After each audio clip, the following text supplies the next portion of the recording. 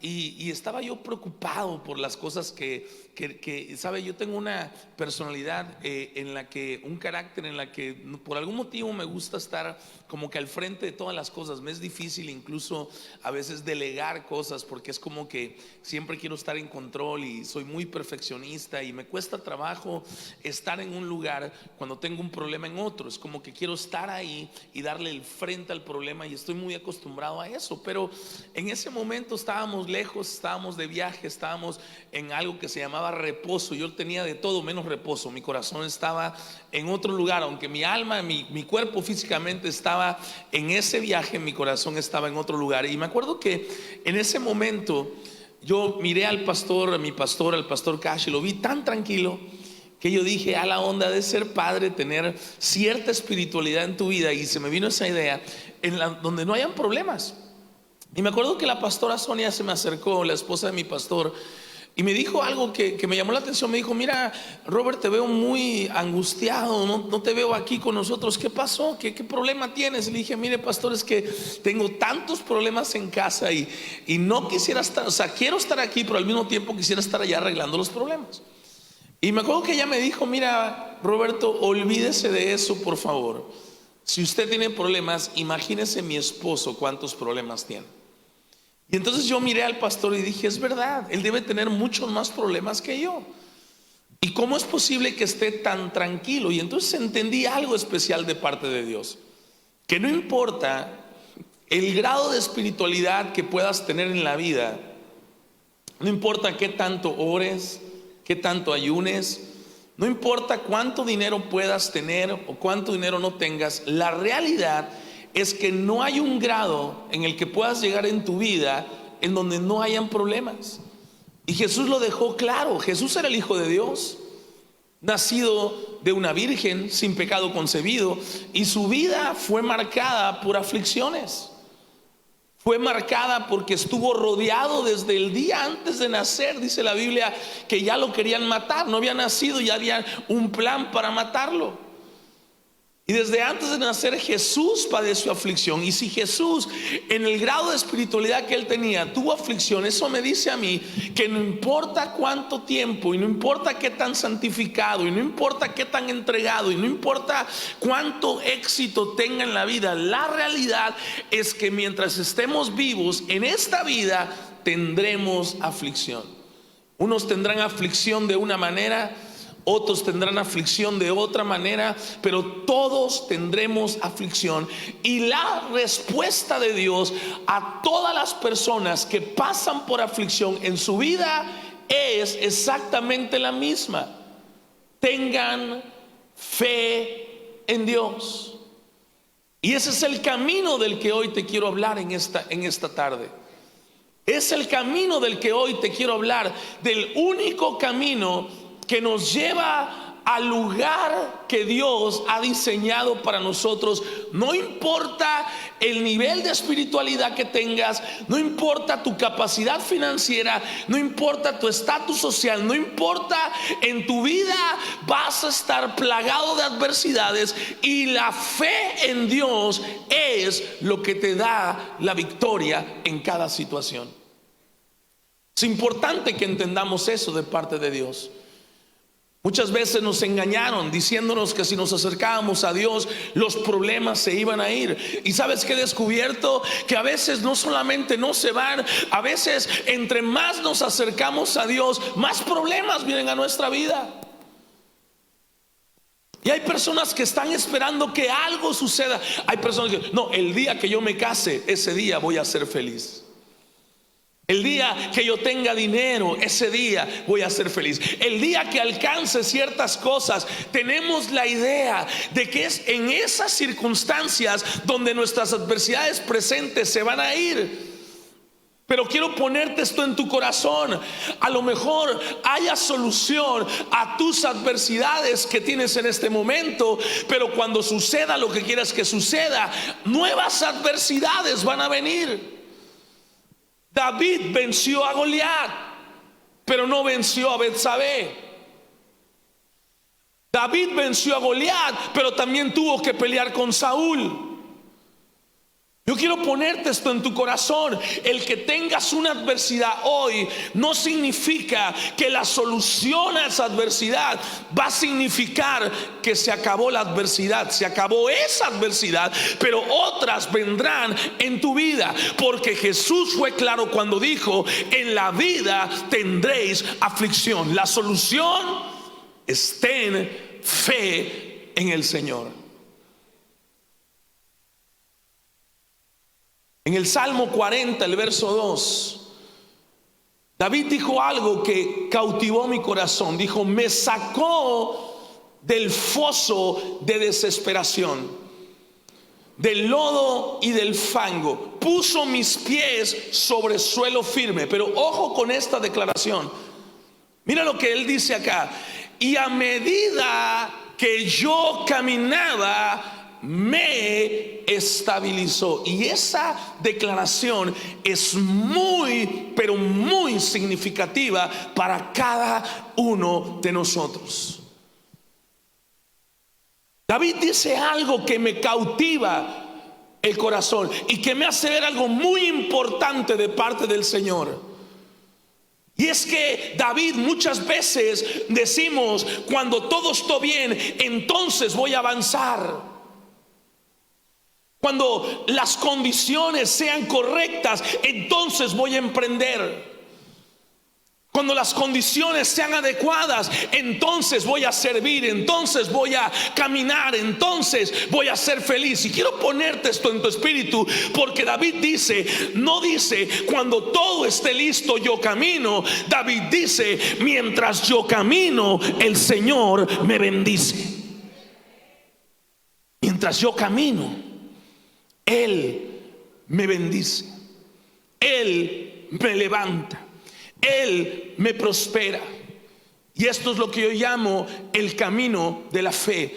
Pasos de fe, acciones de fe que provocan la bendición de Dios en mi vida. Dile al que está a la par tuya: Dios quiere bendecirte en esta mañana. Pero tenemos que entender algo muy importante de parte de Dios. La bendición de Dios no vendrá, ojo por favor, a menos que yo camine en la dirección que Dios marque sobre mi vida. Segunda de Corintios capítulo 5, el verso 7 dice algo muy importante: vivimos por fe, no por vista. En tu vida como creyente vas a ser desafiado a tener diferentes pasos de fe, a caminar el camino que está delante de ti, y lo tendrás que caminar por fe. Ojo con lo que te voy a hablar. Muchos de nosotros oramos y esperamos que Dios se mueva, y yo quiero ponerte esto en tu espíritu. Cuando tú oras a Dios, Dios te da instrucciones para que tú te muevas, y cuando tú te mueves, Dios opera. Diga conmigo: mis acciones de fe mueven la mano de Dios. Una vez más: mis acciones de fe mueven la mano del Señor. La Biblia dice en Lucas capítulo 17, verso 11: mientras Jesús seguía camino a Jerusalén, llegó a la frontera entre Galilea y Samaria. Al entrar en la aldea, 10 hombres con lepra quedaron a la distancia gritando: Jesús, Maestro, ten compasión de nosotros. Y cuando yo leo esta palabra, yo me doy cuenta que hay mucha gente en la frontera, mucha gente que está más cerca de su milagro de lo que se han dado cuenta, y que lo que está deteniendo la bendición no es que Dios no escuche tu oración, no es que Dios no escuche tu clamor, no es que Dios no esté contigo. Dios está contigo. Yo quiero que vea esta imagen de Dios caminando en la frontera, donde están los leprosos, donde está la necesidad, donde está la enfermedad. Tu lepra no significa que Dios no está contigo. Hay gente que automáticamente ante un problema piensa: Dios no está conmigo, por eso está el problema acá. Cuando alguien pasa por algo, la mujer chismosa o el hombre chismoso, porque ahorita chismean los dos, ¿verdad? Dicen cosas como: quién sabe qué pecado oculto tenía el hermano. Le echan la culpa al pecado oculto. Le echan la culpa a las malas decisiones. Y yo quiero ponerte esto en tu corazón, por favor, iglesia. Entienda mis primeras palabras que hablé el día de hoy. No importa cuánta santidad tengas en tu vida, aflicciones van a venir. ¿Qué hubiera pensado el chismoso que piensa así al ver a Jesús en la cruz? ¿Quién sabe qué pecado oculto tenía el hermano Jesús que está ahí? Algo hizo en su vida, por eso lo están crucificando. Mira al hermano Jesús, tan bonito que predicaba, míralo cómo está. Quiero ponerte esto en tu corazón. Ojo, por favor, la existencia de problemas no significa la ausencia de Dios. Dios está cerca de ti. Dios está en tu frontera, en tu lepra, en tu situación. Él dice: clama a mí y yo te responderé. Y estos hombres están clamando: Jesús, ten misericordia de nosotros. Jesús los miró, los escuchó, los oyó y dijo: vayan y preséntense a los sacerdotes. Cuando tú clamas, Dios te da instrucciones. Y mientras ellos iban, quedaron limpios de lepra. La bendición no está en la respuesta de Dios. La bendición está en lo que haces con lo que Dios te habla. Ellos no fueron sanos y entonces caminaron. No, ellos fueron sanos cuando caminaron hacia el sacerdote. ¿Sabes por qué los hombres de Dios iban al sacerdote? Era cuando eran sanos. Cuando tú tenías una enfermedad como la lepra y Dios te sanaba, la instrucción de Moisés era: vayan al sacerdote, lleven una ofrenda, den testimonio de lo que Dios hizo en su vida. Pero Dios le dice al que está enfermo: ve y preséntate con el sacerdote. Muchos de nosotros hubiéramos dicho algo como: espérate, primero que yo me sane y entonces me presento con el sacerdote. ¿A qué voy a ir todo lleno de lepra? ¿Hacer el ridículo nada más?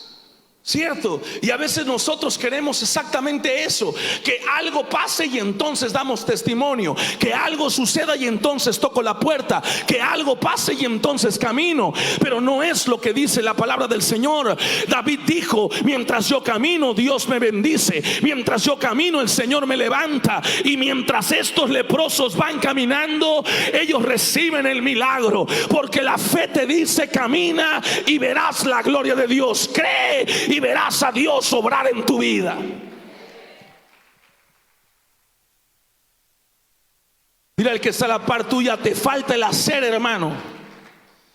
Hay gente que solo el conocimiento tiene. Hay gente que solo sabe lo que hay que hacer, pero no lo hacen. Hay gente que sabe cuál es el camino por caminar, pero no lo caminan. Hay gente que sabe lo que hay que caminar para alcanzar el destino profético que Dios ha preparado para sus vidas, pero no lo quieren caminar. Se llenan de argumentos, pensamientos en contra de por qué no hacer lo que Dios me está mandando a hacer. Quiero ponerte esto en tu espíritu. El milagro no ocurre solo porque yo lo pedí. El milagro ocurre mientras yo camino hacia mi milagro. La Biblia nos habla de Moisés cuando él está entre el mar y los soldados de Egipcio. Está en una encrucijada. Él no sabe qué hacer. Aparentemente hay dos opciones nada más: o se ahogan o mueren a filo de espada. Dos opciones para un mismo destino: la destrucción y el fracaso. Pero él hizo lo que todos nosotros tenemos que hacer cuando te encuentras en un estado de vida así. Clamó al Señor. Clamó a Dios. Por eso el escritor de los Efesios dice: por lo demás, hermanos, fortaleceos en el Señor, en el poder de su fuerza. Por algún extraño motivo que no conozco, que no entiendo, cuando aparecen problemas en la vida de un creyente, el creyente tiende a alejarse de Dios, a alejarse de la palabra, a alejarse de la iglesia, a alejarse de la oración. Pero la Biblia me enseña que cuando un problema aparece, con más fuerza tengo que buscar al Señor. Jesús dijo: mi alma está angustiada hasta la muerte, acompáñenme, voy a orar, voy a buscar al Señor. Mira, el que está en la parte tuya, hay que meterse más con Dios, hermano. Y dice la Biblia que Moisés se tiró al piso y Dios le dijo: levanta tu vara. Y la palabra de Dios dice en Éxodo 14:21: luego Moisés extendió la mano sobre el mar, y el Señor abrió un camino a través de las aguas mediante una fuente, un fuerte viento oriental. El viento sopló durante toda la noche y transformó el lecho del mar en tierra seca. Entonces el pueblo de Israel cruzó por medio del mar caminando sobre tierra seca, con muros de agua a cada lado. ¿Cuál fue el acto de fe que tenía que hacer Moisés? Levantar la vara, extender sus manos sobre el mar, creerle a Dios que ahí va a estar su bendición. Cuando el pueblo de Dios entra a la tierra prometida, hay una ciudad fortificada, dice la Biblia, con muros grandes y cosas grandotas y muy difícil para entrar. Y Dios les dice: tienen que rodear la tierra 7 veces y los muros van a caer y van a entrar. ¿Y sabes qué descubro de parte de Dios? Que a veces las instrucciones de Dios son las más sencillas para seguir. ¿Quién no puede levantar sus manos para ver un milagro? ¿Quién no puede caminar para que unos muros se caigan? Todo el mundo puede hacer eso. Pero a veces queremos que Dios nos dé otro tipo de estrategia, un poco más difícil. A lo mejor el pueblo de Dios lo que quería es que Dios le dijera: mira, vas a construir una catapulta y necesita gente fuerte que tengan la capacidad de construir la catapulta, y vas a poner una piedra en este lugar y se va a aventar de este lado, y necesita gente valiente, muy valiente, que tengan espada y adiéstralos para la guerra y que se metan. Pero Dios dijo: solo tienes que rodear la tierra, cantar por 7 días, y el 7º día vas a rodearla 7 veces y vas a ver la bendición de Dios. ¿Y qué sucedió en ese momento? Los muros empezaron a caer. Y esto es lo que descubro de parte de Dios. Las cosas que Dios quiere que tú hagas para que veas su gloria son muy sencillas. Pero ojo aquí, por favor, requieren que tengas fe.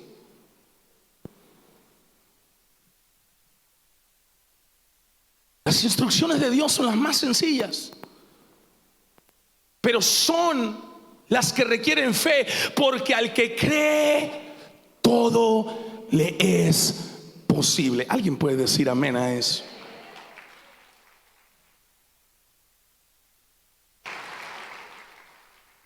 Y esto es lo que yo descubro de parte de Dios. Los resultados en la vida son el fruto de creer y esforzarse.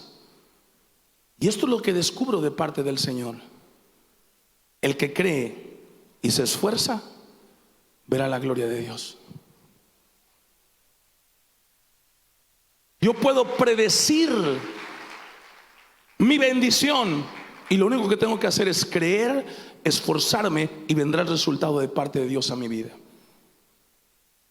Quiero que me escuche con todo su corazón y quiero terminar con esto acá. Vaya conmigo, por favor, a Lucas capítulo 15. Quiero que se agarre de la silla porque viene algo glorioso de parte de Dios. En Lucas capítulo 15 encontramos el diseño de Dios para su voluntad, para que todos veamos la gloria de Dios. El hijo pródigo se ha ido de casa a gastarse el dinero, a vivir conforme a su voluntad, y de repente el hijo pródigo vuelve en sí. Dice la Biblia: en casa hasta los jornaleros tienen comida de sobra, y aquí estoy yo muriéndome de hambre. Volveré a casa de mi padre y Dios me bendecirá. En el momento que el hijo pródigo regresa, ¿sabes qué dice la Biblia? Que el padre lo bendijo. Y quiero ponerte esto en tu corazón. El hijo pródigo no se quedó esperando a que el padre llegase por él. Todo lo contrario. El hijo pródigo vio el problema, volvió en sí y escuchó una voz de Dios que le dijo: vuelve a la casa de tu padre. Él volvió a la casa de su padre y en el momento el milagro se llevó a cabo. Yo quiero hacerte una pregunta muy sencilla. ¿Qué es lo que Dios te está pidiendo que hagas en este momento de tu vida?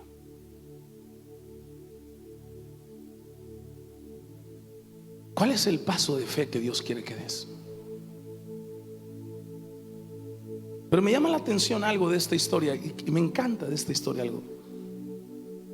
Porque por un lado está el hombre que se alejó de Dios, y por haberse alejado de Dios y haber gastado todo lo que tenía, lo perdió todo.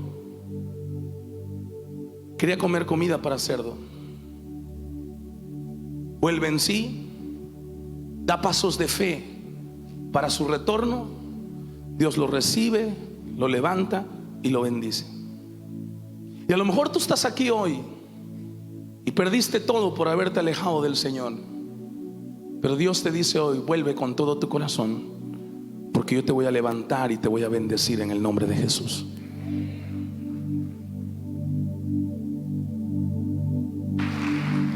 Pero por otro lado, encuentro al Padre.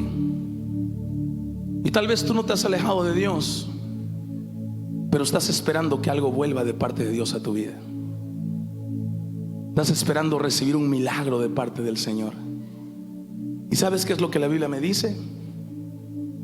Que el Padre tenía todo preparado para que su hijo volviera a casa. Los pasos de fe del hijo pródigo fue levantarse donde estaba e ir a donde estaba su papá. Pero los pasos del padre que está esperando el milagro fue preparar todo en su vida para que Dios hiciera el milagro. Y a lo mejor tú no te has alejado, pero estás esperando un hijo de parte de Dios que no ha llegado. Dios te dice: construye el cuarto de tu hijo, prepárate para recibir su bendición. No, alguien tiene que tener fe conmigo en esta mañana.